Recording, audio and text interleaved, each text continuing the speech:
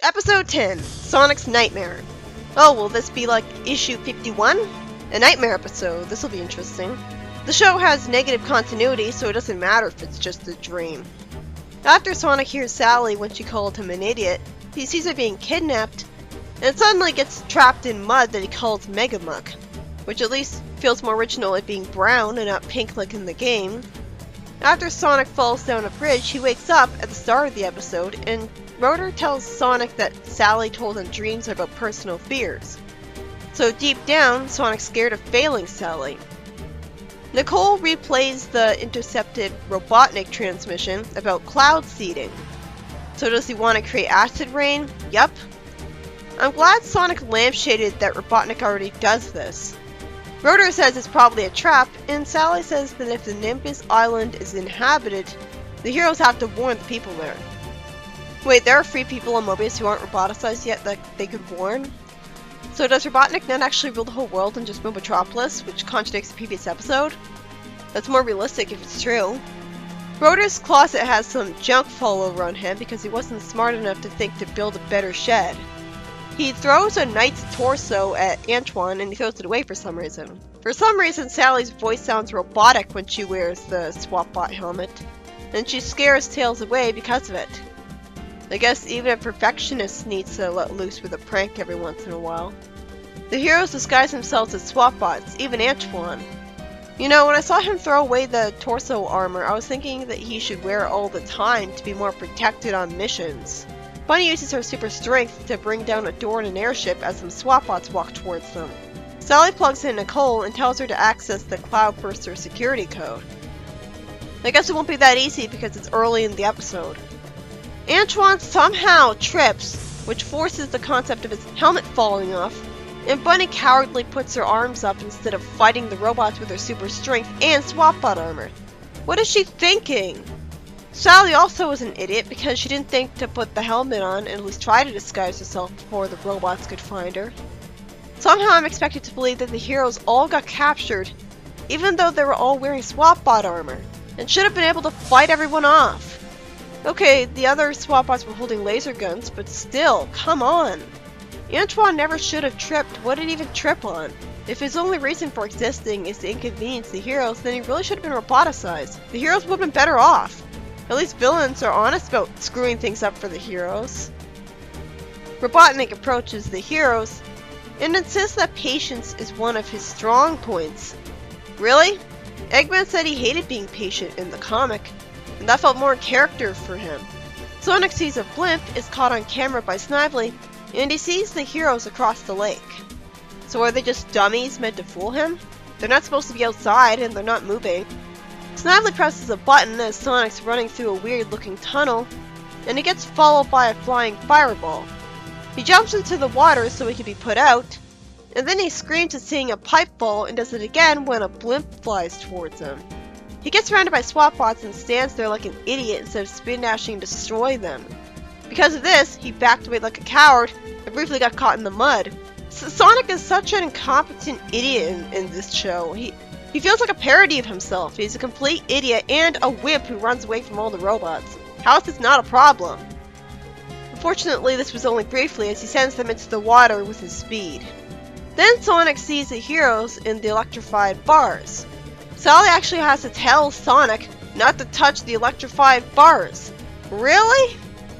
And Sonic actually asks her why. Are you kidding me? It's really forced at times like this that Sally has to be the smarter one by making Sonic look like a complete idiot and treating him like one. I just don't buy it. It's especially odd since Fleetway Sonic was really clever and genre savvy.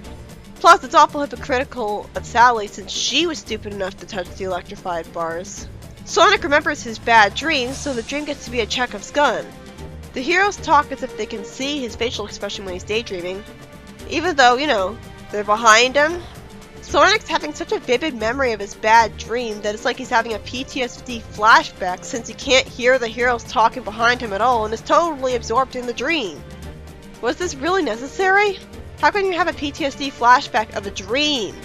Is that actually possible? Can a dream permanently traumatize you? I'd love to know. By the way, I love that Antoine gets the courage to call Sonic a moronic pincushion. Sonic spin dashes to burrow deep underground and eventually manages to find his way to a machine, and he thinks to run on it for some reason when I think he should have no idea what to do there and what it is. Why didn't Robotnik roboticize the heroes already? Idiot. Anyway, suddenly some sewer water starts spraying at Robotnik and Snively because of what Sonic did, and Sally actually wonders where Sonic is and worries about him, even though he just proved he can burrow underground, so surely he'd be able to burrow back. See, that's part of why I can't buy that Sally's the smartest person ever when she's around Sonic, because she's the most John blind member of the cast. She never knows Sonic will be fine, even when it's obvious in-universe. Bunny hopes that Robotnik's been killed because she sees an explosion. I like that. It'd be annoying if the heroes express concern over the evil Robotnik's safety. I don't know why Antoine asks if he has a farm, though.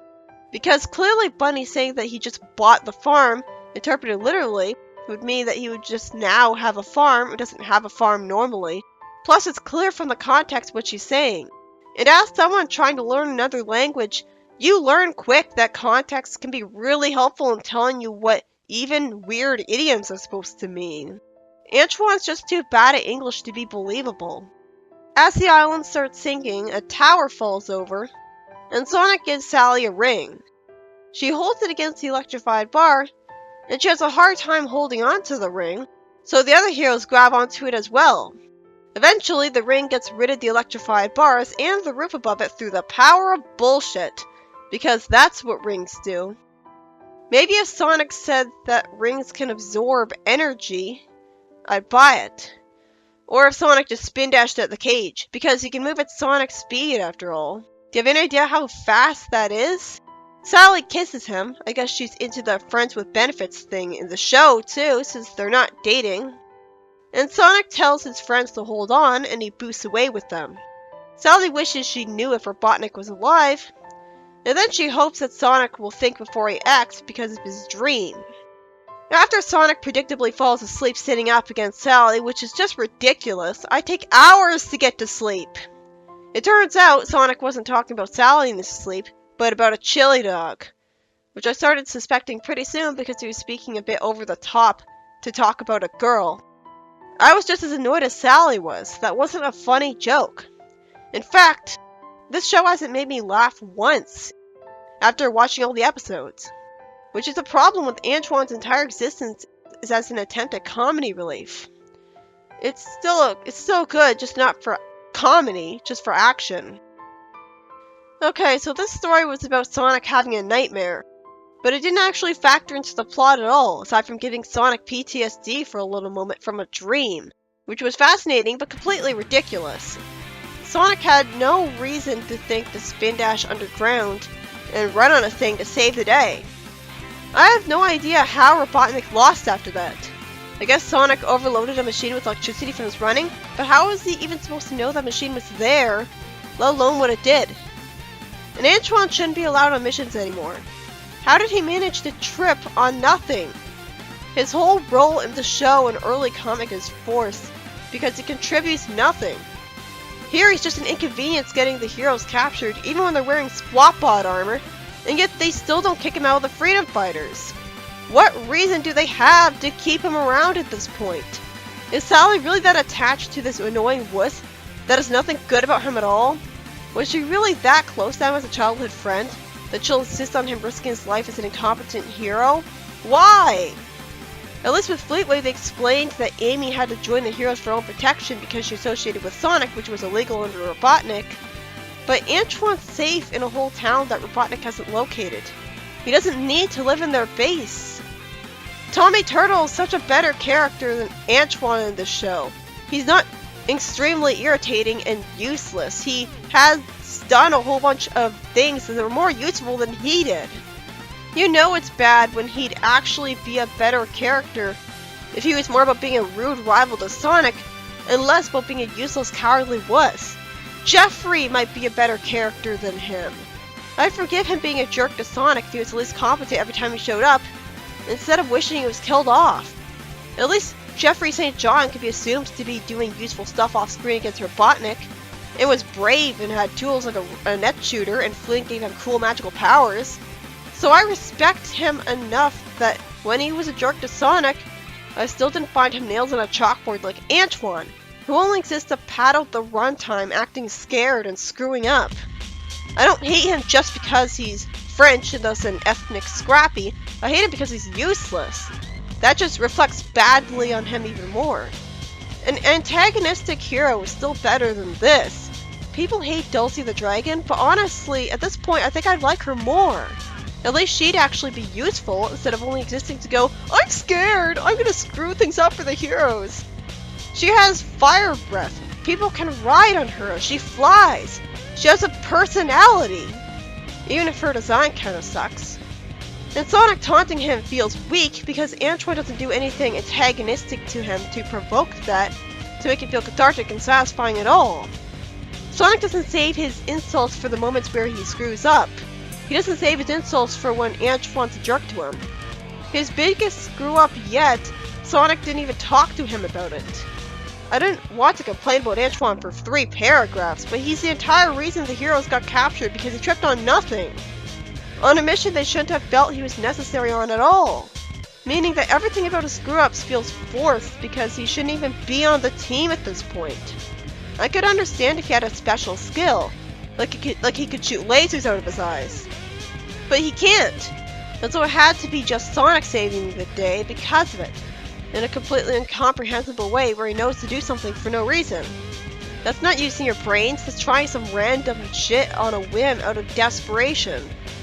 I was expecting an episode that was literally all about Sonic being trapped in a nightmare simulation where the writer could be creative and have fun making it as surreal and awful for Sonic as possible without it really being canon to have consequences.